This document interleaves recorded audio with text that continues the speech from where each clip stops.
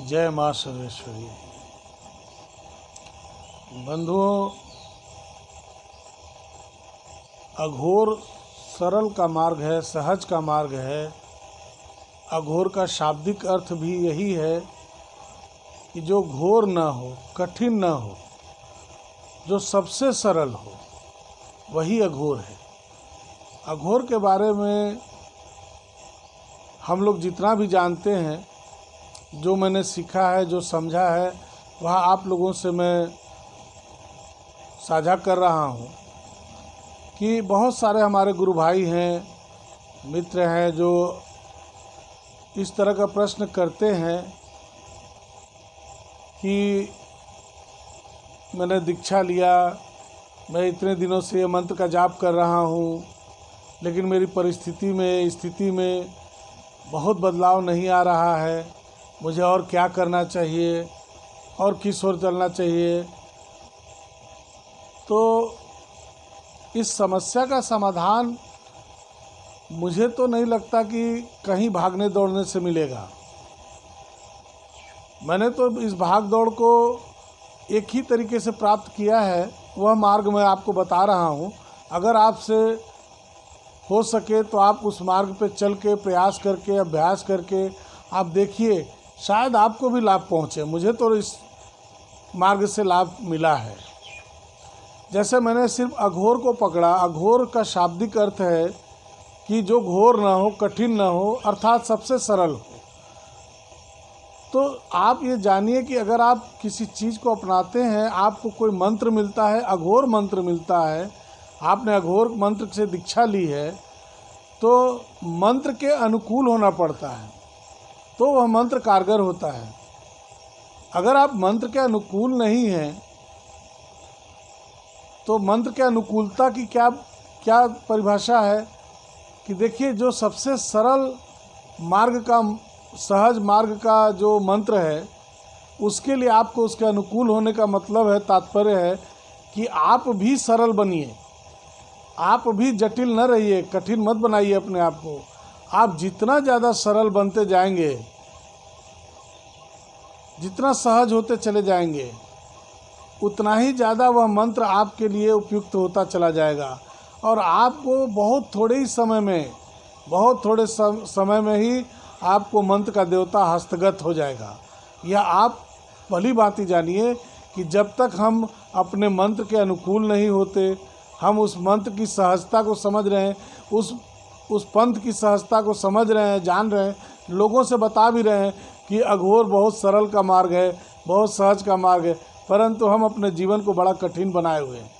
जब तक हम अपने जीवन को सरल नहीं बनाएंगे, हम सहज नहीं होंगे, तब तक वह मंत्र मेरी स्थिति पर कोई परिवर्तन नहीं दिखाएगा। जिस दिन आप सरल हो जाएंगे, आप सहज हो जाएंगे, आप इस तरह की भावना से प्रेरित हो जाएंगे कि भाई हमने सहज का मंत्र लिया है, तो हमें भी सहज होना ही पड़ेगा। यही मंत्र की अनुकूलता है। जब आप उसके अनुकूल हो जाए, परम पूज्य सरकार बाबा ने भी बताया है, कई जगह उन्होंने इसका वर्णन किया है, तुम कठिन मत हो। उन्होंने एक वाणी कहा है, मंत्र तो सारे सिद्ध हैं, तुम्हें सीधा होना पड़ेगा। तुम टेढ़ टाढ़ जब तक रहोगे तो मंत्र तुम्हारे लिए कारगर नहीं होगा। तो आप अपने आप को सीधा कीजिए, सिद्ध कीजिए, सरल बनिए, मंत्र के अनुकूल बनिए, पीठ के अनुकूल होइए।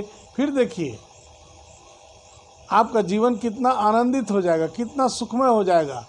आप सभी दिशाओं से आनंद प्राप्त करने लगेंगे। आप कहीं रहें, किसी हाल में रहें, आप आनंदित तो जरूर रहेंगे। इसलिए बंधुओं, मेरा यह एक सलाह है कि आप सभी अपने जीवन को सफल बनाइए। हम ऐसे गुरु को प्राप्त किए हैं, हम ऐसे पीठ को प्राप्त किए हैं, जहाँ से कि बहुत सरलता से हम अपने जीवन को सफल बना सकते हैं, हर लक्ष्य को प्राप्त कर सकते हैं। तो लक्ष्य के प्राप्ति के लिए हमें उसके अनुकूल होना ही पड़ेगा। हम जब उसके अनुकूल हो जाएंगे, हम भी सरल हो जाएंगे, हम भी सहज हो जाएंगे, तो हमें वह सरलता हमारे मंत्र के अनुकूल बना देती है।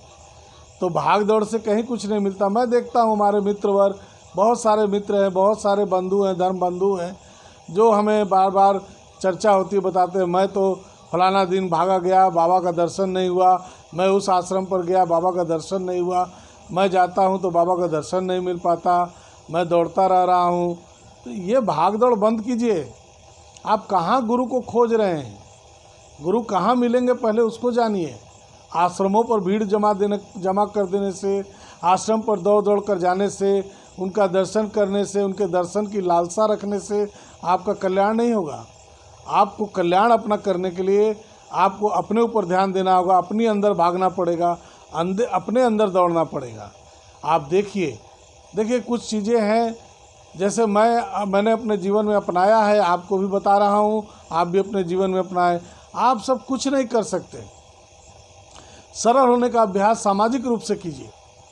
जब आप समाज में सरलता से पेश आएंगे तब आपके अंतरात्मा अपने आप सरल हो जाएगी। मैंने देखा है बहुत लोग कष्ट में हैं, बहुत सारे आज हमारे देश में हर गांव में जाइए तो अगर कोई संत आ गया तो कष्टों की लिस्ट बना देते हैं लोग, अपनी अपनी समस्याओं की लिस्ट बनाते हैं।